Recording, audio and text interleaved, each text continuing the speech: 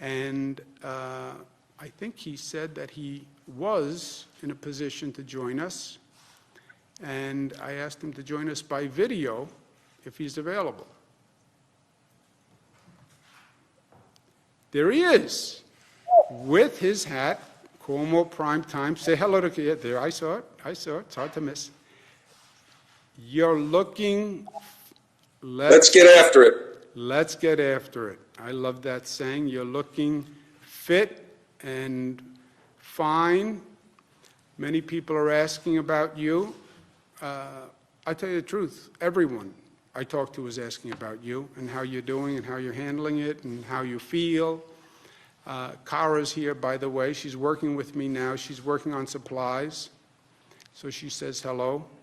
So how are you feeling? I love Kara. You have great kids. There's no better way to measure what you've actually meant in the world than the kids you bring into it. And your daughters are great. And I'm not surprised at their help. They make me proud of the family. Thank God the next generation is better than the one that brought it into this world. I'm doing pretty well, all things considered. This is very tough. I get it now. I've now become part of this group of people who have this virus, and they're reaching out, and friends and people who are new friends. They have this 5, 8, 10 days, constant virus, constant fever, and it's tough. And, it's not doing great with my hair. I have to be honest. It's tough to keep hair the way I want it to look. You look like you've been cutting your own hair, which some people are good at, some people are not. So I've chosen to wear a hat because I don't want to butcher my own haircut. But it's going to be a long slog. But now that I know the fight that I'm in for, I'm more comfortable. And I've learned that I see why it takes people out. You got to rest because your body has the fever because it's fighting the virus. And you've got to chill. I'm very lucky. I have a wife who loves me, who's keeping me fed. I got a nice place to be. So many people don't. You've been very smart, Andrew, in getting people to think about how they can reach out and help people without contact. A lot of people are fighting this alone, and I can't imagine that. I can barely, keep it together, and I have everything done for me. Very lucky. There are a lot of people who are in a bad way, and they're reaching out to me, and I feel for them. So we're in a real fight, and we really do have to remember our connections to each other, because otherwise there'll be no way through. You're on what? You're on day 2? Yeah, I really believe that it didn't start until I got the diagnosis, maybe because psychosomatic or whatever. But that night, I got hit with fever and those rigors, spelled like rigors, R-I-G-O-R-S. But it was like out of a movie. I tell you, I had the hallucination. I was seeing pop. You came to me in a dream. You had on a very interesting ballet outfit, and you were dancing in the dream, and you were waving a wand and saying, I wish I could wave my wand and make this go away. And then you spun around and you danced away. Well, that's there's a lot of metaphoric reality in that one. I thank you for sharing that with us. It was kind of you. Obviously, it has. I can't get that picture out of my head. That's all I see when I look at you. Obviously, the fever has affected your mental capacity. And yeah. And being alone all the time. I think everything I say is funny. So you still have a fever? Do you have a fever today? I have a fever right this instant, Governor. Really? Well, you look good. Oh, yeah. I have to tell you, comparatively, you look good. Well, first of all, I appreciate that. I must point out to your audience that you have expressed concern about how I look after today's appearance several times. And you didn't like my hair. You thought that I was giving a bad look of survival of the virus. No, look, I think I'm doing okay. Good. You look good. You sound good. I know that sometimes we joke. I'm not going to do that today. Rule 1 is never hit a brother when he's down, and you're literally in the basement. So I'm going to refrain from any rebuttal today. You I just don't know, Andrew. I have to tell you, this is probably your best chance. Because when I'm healthy, you know what happens when we go toe to toe and I'm healthy. So really, if I were you, now's the time to strike. yeah, but see that's You may get sick, but yeah. I would come for it now. Once I'm healthy, I'm not going to forget all the jokes you made at my expense. I saw the picture you showed of me the other day. No, look, Raised my fever. I went ahead. no, look. First, I have no doubt that you would hit me when I'm down. That's the difference between us, and that is my point. That's not who I am. I hadn't made any jokes. I didn't. It was not a joke.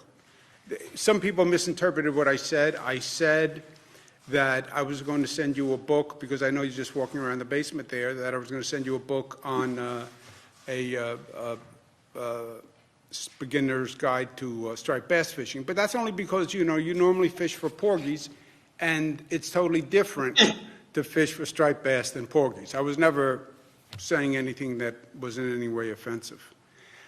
Well, I appreciate the book. I like to learn. I love to read. I love to fish with you. It's one of my favorite things to do.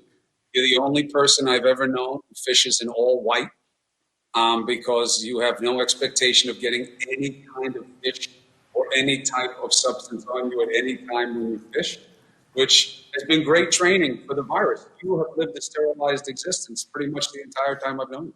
Yes, I believe you can fish and still stay neat and clean. I'll tell you this. I love these press conferences. I think you should have one every day. Yes, I have been. I know you haven't noticed. Oh. Yes. Sorry. Yes, it's sort of like the way you have a show. Yes, I do a briefing. You have Cuomo prime time, I have Cuomo all the time. That's the difference. Yeah. The hats are available. By the Yes, way. it is a good-looking hat. And 1 hour a day. I work 23 hours a day. That's like the mathematical balance. But You anyway, need you to. You have to keep the state. Yes. That's your job. that's my job. I do believe this is going to be a great public service in a ironic way. People are curious about coronavirus. What does it mean? What happens if I get the virus?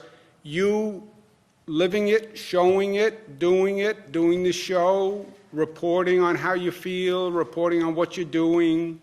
I think it really it demystifies this. It takes a lot of the unknown out of the equation. And I know it's a terrible, unfortunate circumstance for you, but think about it from a journalistic point of view, a public service point of view. You are answering questions for millions of Americans. If I get it, what happens? What do I do? What do I look like? How about my family? By the way, best news is, thank God, your family doesn't show any symptoms. Knock Formica, yeah. Because if your wife had any symptoms, you would be in the basement for a lot longer than this virus would keep you in the basement, my brother. But Let me tell you, I don't know how I would do it without it. I mean, I've always been emotionally dependent on my wife, but now I don't eat without Christina. that's a The problem. kids won't come anywhere near me. Yeah. The dogs won't even come down the stairs. Well, I had to trick the dog to come in to take a picture with it. is that a relationship issue, or is that like a canine instinct issue? I think that, people get into survival mode, and they're like, look, big dog went down, doesn't mean we all have to go down, and they are keeping their distance. I get a FaceTime alert every once in a while. I get a text message. They are all very proud of you and what you're doing. I know how hard this is for you. I know it's frustrating when you can't control what you need, and you know what you need, and you know how important it is, and you can't get it. And that is very tough, and I've watched it in real time with you. And I can tell people, of course, I'm your brother. I'll never be objective about you. You're my favorite guy. But I've never seen you work harder than now. And I've never seen you have this kind of desperation to source equipment, and you're drawing in from everybody you know. And you've done everything you can to stay positive with the federal government. And that is so important right now. And you're doing everything you can. Unfortunately, look, what's one of the big lessons in life that Pop always used to tell us? Certain things you're not going to be able to control. Certain things are going to happen. This virus is one of them. It happened. It's going to run its course. You guys can't put a number on it. I know there's a huge temptation to do it. I know you're using the models. I talked to Dr. Fauci and all the different experts. People want timing, but we got to be realistic. We don't know how long it's going to last. We only know what we control, which is staying away from one another. And if we do that well, things will go better. But sometimes in life, you got to ride it out. And when one of those experiences now, people will remember this period, maybe more than any other period in our lives. And people will be remembered for how they stepped up right now and what they did and what they didn't do. And I'm very proud of you, big brother. I'll tell you that. Well, look, I've said at this briefing, this is a transformative moment for the state, for the country. I believe that. I also believe it's a moment where you really see what people are made of. When the pressure is on, that's when you see all the cracks and you see all the strength. It's easy to be nice when everything is nice, but when the pressure is really on. And for you, when they told you you tested positive, a lot of people's instinct would have been to get in bed, pull the covers over your head, and just lay there. For you to get up, do that show, share with people, that is a strength and a character strength that is really incredible. And we joke a lot, but the strength that you showed here and the dedication to journalism and your skill and your ability to make this okay for people and to communicate it. You can do the coronavirus, have the coronavirus, but life goes on.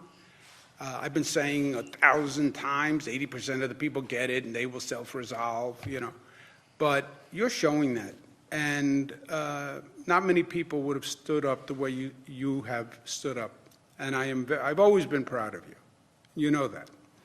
On a basic level. Not only do I love you, I've always been proud of you. But I've never been prouder of you than I am right now. You go get some rest. I love you. Everybody loves you. This is going to be fine. You're going to get through it, and you're going to do a beautiful public service in the meantime. And I'm proud of you. And then we'll go fishing, we'll have a drink, and we'll laugh about it. Go get some rest. Thank you for taking the time. And I know that I have to take care of myself. I won't do the show all the time. I'll do it whenever I can. People have been very nice in saying, don't work too much because you don't want to compromise fighting the virus. They are right. You're right to say that as well. And I hear all the advice. I love you. Thank you for letting me join today. I'll enjoy watching this now that I know it's a regular thing. I'll watch it every day because I'm stuck in the basement. Thank you.